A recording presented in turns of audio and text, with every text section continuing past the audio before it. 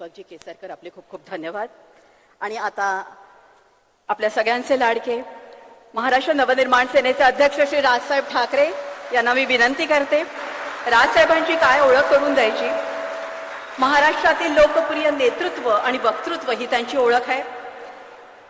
अभिजात कलेची पालखी वाहणारा कलासक्त राजकारणी आणि मराठी भाषा आणि मराठी माणूस हा त्यांचा अतिशय आवडता विषय. तेव्हा राजी, आता मराठी ही जी आमची मंडळी पूर्ण विश्वातनं जमलेली आहे त्यांना आपण शुभेच्छा द्यावा आणि आपलं मनोगत व्यक्त करावं.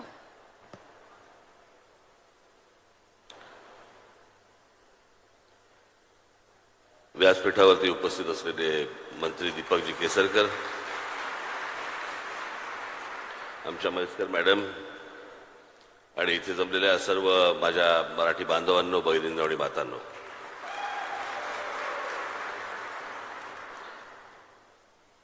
तीन दिवस हा कार्यक्रम आहे. या 3 दिवसामध्ये मराठी या विषयावरती अनेक लोक तुम्हाला येऊन तुमच्याशी बोलतील, अनेक विषय सुचवतील.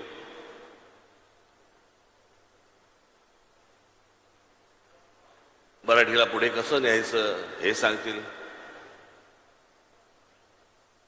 मी आता जो आपल्यासमोर उभा आहे, गेली अनेक वर्ष मी मराठी या विषयावरती मी बोलत आलो. मराठी या विषयावरती अंगावर केसेस घेत आलो. मराठी या विषयामध्ये मी जेलमध्ये गेलो, आपल्याच महाराष्ट्रात.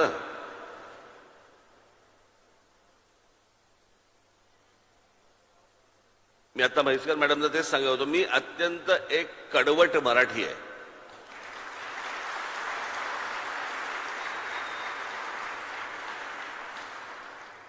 आणि माझ्यावरती संस्कारच त्या प्रकारचे झाले.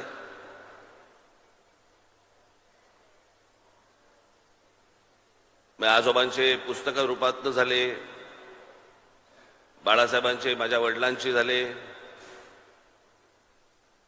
महाराष्ट्रातल्या इतक्या अनेक बुजुर्ग लोकांचे झाले.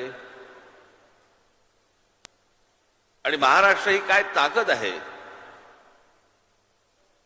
ही जशी जशी मला समजत गेली तसा मी जास्तीत जास्त त्याच्या प्रेमात पडायला लागलो. मला आता जून महिन्यामध्ये मला अमेरिकेला बृहन महाराष्ट्र मंडळ अमेरिका यांनी मला आमंत्रित केलेलं आहे.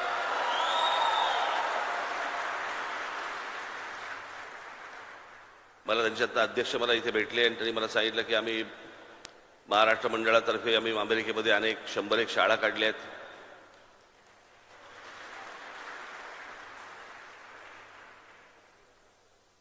महाराष्ट्रातल्या मराठी शाळा बंद होत असताना अमेरिकेमध्ये मराठी शाळा सुरू होत आहेत, हे काही कमी आहे का?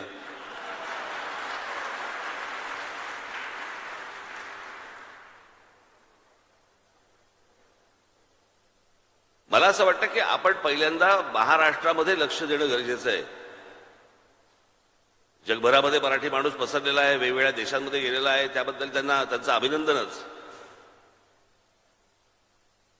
जेवढा महाराष्ट्राचा विचार तुम्हाला इतर भाषांमध्ये आणि इतर लोकांमध्ये जेवढा तुम्हाला नेता येईल, पसरवता येईल आणि आपण किती श्रीमंत आहोत हे सांगता येईल हे कमीच. परंतु महाराष्ट्रामध्ये, महाराष्ट्राच्या शहरांमध्ये आज मराठी सोडून ज्या वेळेला मला कानावरती हिंदी ज्या वेळेला यायला लागते त्यावेळेला त्रास व्हायला लागतो. भाषेला विरोध नाही, भाषा उत्तम, पण हिंदी ही आमची राष्ट्रभाषा नव्हे.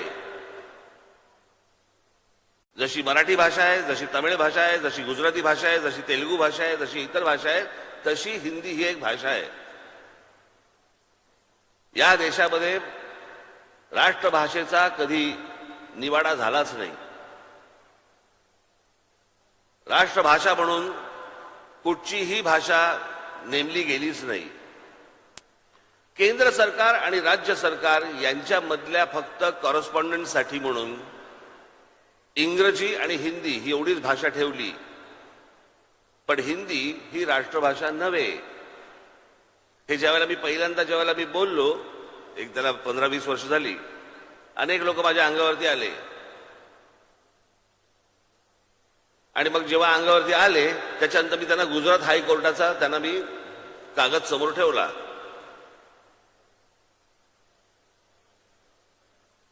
आजही तुम्ही जर समजा गुगलवरती गेलात तर तुमच्या लक्षात येईल हिंदी ही आपली राष्ट्रभाषा नव्हे. भाषा उत्तम असली तरी आमच्यावरती हिंदी चित्रपटांचे संस्कार झाले. हिंदी चित्रपटामधून आमच्या अंगावरती हिंदी आली. पण आपण बोलण्यामध्ये हिंदी का वापरतात आपले मराठी लोक? इतकी उत्तम मराठी भाषा आहे. खरं तर मराठी भाषेमध्ये जो विनोद होतो तो मला नाही वाटत दुसऱ्या कुठच्या भाषेमध्ये होत असेल. इतकी समृद्ध भाषा. पण आज ही जी भाषा आहे ही घालवण्याचा, बाजूला सारण्याचा ज्या प्रकारचा राजकीय प्रयत्न ज्या प्रकारे होतोय ते बघून माझी तळपायची आग मस्तकात जाते. माझी दीपकजीला माझी विनंती आहे की महाराष्ट्रामधल्या जेवढ्या शाळा आहेत मराठी शाळा सोडून ते काय ते नवीन लचांड आले ना, सीबीएसई बीबीएसई काय काय काय काय काय काय गोष्टी आल्यात नवीन, याच्या पहिलीपासून 10वी पर्यंत पहिली मराठी कंपल्सरी करा तुम्ही.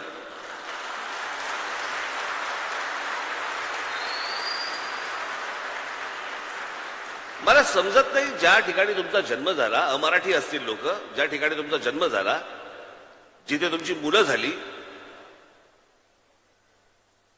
आणि त्या मुलांना तुमच्या शाळेमध्ये काय शिकवलं जातं? जर्मन, फ्रेंच, जणू काय ते देश बोलवतच आहे ना, की या रे मुलांनो या, आमची लोकसंख्या वाढवा.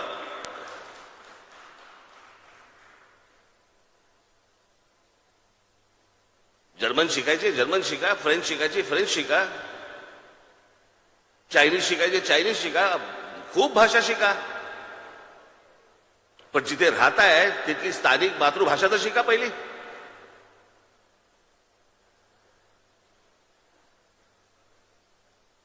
आणि इथं कमीपणा कसला आला?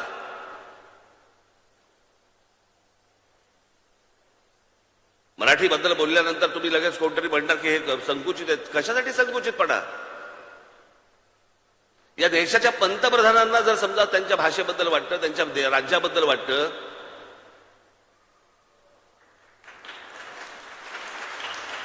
की जगामधला मोठा सर्वात मोठा स्टॅच्यू ऑफ लिबर्टीपेक्षा मोठा पुतळा कुठे बांधावा असं जर पंतप्रधान वाटतं तो गुजरातमध्ये बांधावा असं वाटतो.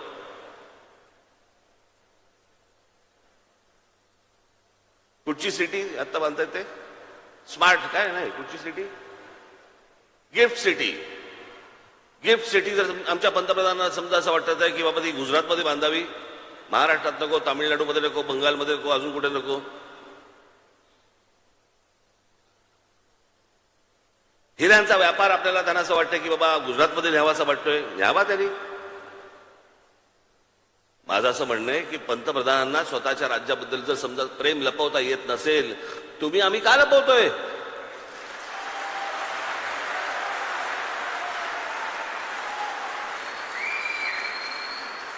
अनेकांना वाटू शकतं की बघितलं राज ठाकरेंनी पंतप्रधानांवरती टीका केली. टीका नाहीये.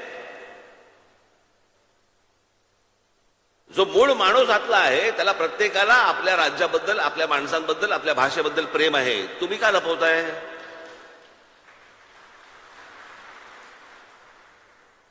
ज्या राज्यामध्ये मी राहतो त्या राज्यामध्ये माझ्या इकडचा मराठी माणूस ज्या वेळेला एखादं घर घ्यायला जातो आणि तिकडच्या एखाद्या जैन सोसायटी मधला माणूस सांगतो की मराठी माणसाला घर देणार नाही, काय करायचं आम्ही?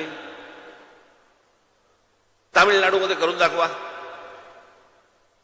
पश्चिम बंगालमध्ये करून दाखवा, असं गुजरातमध्ये करून दाखवा, आसाममध्ये करून दाखवा, आंध्र प्रदेशमध्ये करून दाखवा, केरळामध्ये करून दाखवा की तिकडच्या स्थानिक माणसाला घर दिलं जात नाही, पैसे असून सुद्धा. हे महाराष्ट्रात का होतं? कारण आमचं बोटचेपे धोरण. आम्हीच पहिले मागे हटतो. बाबा नसेल जागा त्याच्याकडे, आता काय करणार? जाऊन सोडून दुसरी बिल्डिंग बघणं कशासाठी? जागा असताना, परवडत असताना कोणाला वाटतं, कोण म्हणतं की मराठी माणसाकडे पैसे नाही आहेत?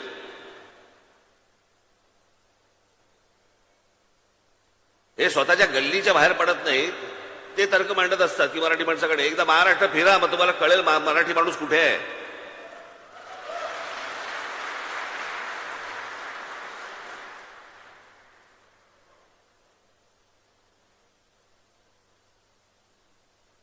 मी आज एवढंच सांगायला आलो की पहिलं आपण महाराष्ट्राकडे लक्ष देऊ. आज अनेक जण परदेशामधून इथे आलेले आहेत. आपलं सगळ्यांचं स्वागत. आपणही माझं कराल अशी अपेक्षा.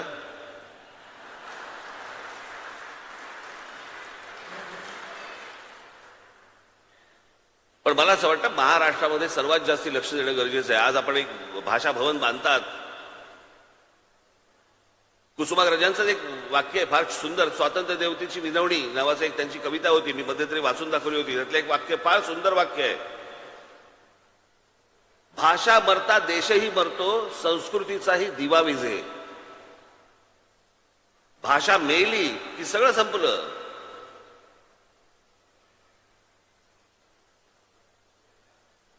तुमची ज्यावेळेला ओळख होते त्यावेळेला तुमची ओळख कोण होते? तुमची ओळख म्हणून कोण होते?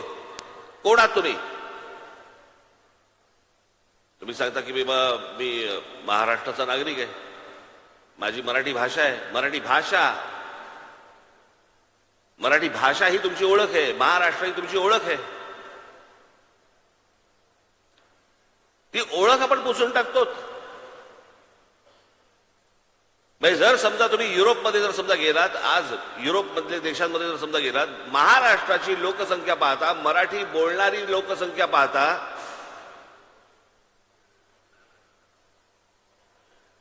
महाराष्ट्राचा क्रमांक काढून बघा तुम्ही. युरोपमधल्या कोणत्याही देशापेक्षा जास्ती होतो आपण. प्रत्येक राज्य, प्रत्येक देश ही आपली भाषा जपत असतो, आपली माणसं जपत असतो. आज देशामधल्या भारताच्या देशामध्ये प्रत्येक राज्य आपापली माणसं जपतात, आपली लोक जपतात, आपली भाषा जपतात. जा बंगालमध्ये बघा हिंदी बोलतात का?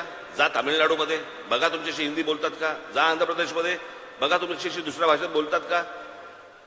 आम्ही काय गोटे आहोत का घरंगळत जायला सारखे?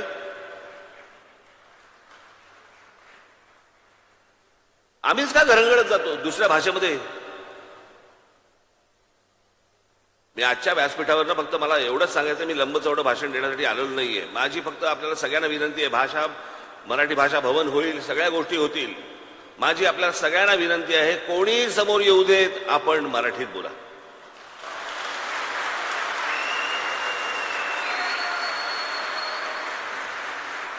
आपण समोरच्याला सवय लावा, तो स्वतःहून मराठीत बोलेल. ज्या वेळेला मी आंदोलन जेव्हा सुरू झालं, त्याच्यानंतर ह्या हिंदी चित्रपट सृष्टीमधल्या अनेक लोकांना कंठ फुटले मराठीचे आणि मराठी बोलायला लागले. म्हणजे मराठी येत होतं पण बोलत नव्हतात. माझं असं म्हणणं आहे की बरं, समोरचा मराठी बोलताना चुकला, हसू नका.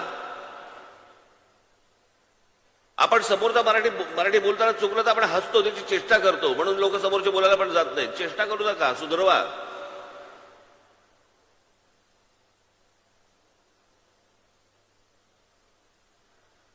आज दीपकजींना माझी विनंती आहे की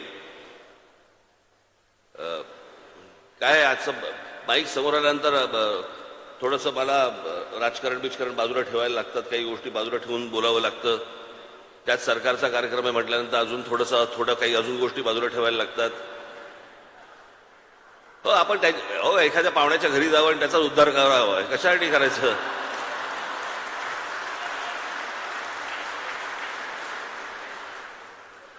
तर मला असं वाटतं की दीपकजींना माझी विनंती आहे की बाकीच्या सगळ्या गोष्टी सोडा, पण सरकारतर्फे महाराष्ट्रामध्ये जेवढ्या शाळा असतील, जेवढ्या भाषिक शाळा असतील, त्याच्यामध्ये 1ली ते 10वी आपण मराठी कंपल्सरी करा. एवढे फक्त मराठीवरती शासनाने उपकार करावे, बाकी आम्ही सगळं बघून घ्यायला तयार आहोत.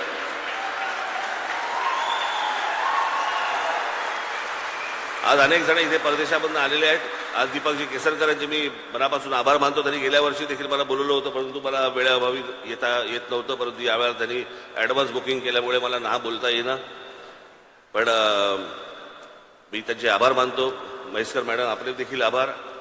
इथे अनेक परदेशामधून लोक आलेले असतील, आपल्यालाही अनेक दिवसांनी आपल्याला या मायभूमीमध्ये, मराठी भूमीमध्ये येऊन बरं वाटलं असेल. ज्यावेळेला मी तिथे जूनला येईन त्यावेळेला आपल्याशी प्रत्यक्ष भेटण्याचा योग येईल, त्यावेळेला मी आपल्याला प्रत्यक्ष भेटीनच.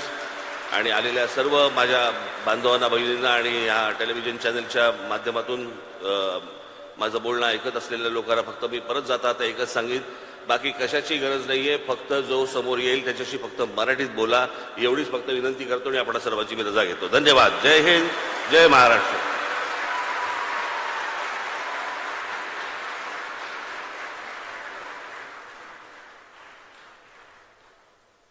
आदरणीय राजसाहेबांचे मी मनापासून आभार मानतो इथं आले आणि आपल्याला आनंदाची बातमी सांगावीशी वाटते की सर्व शाळांना या वर्षीपासून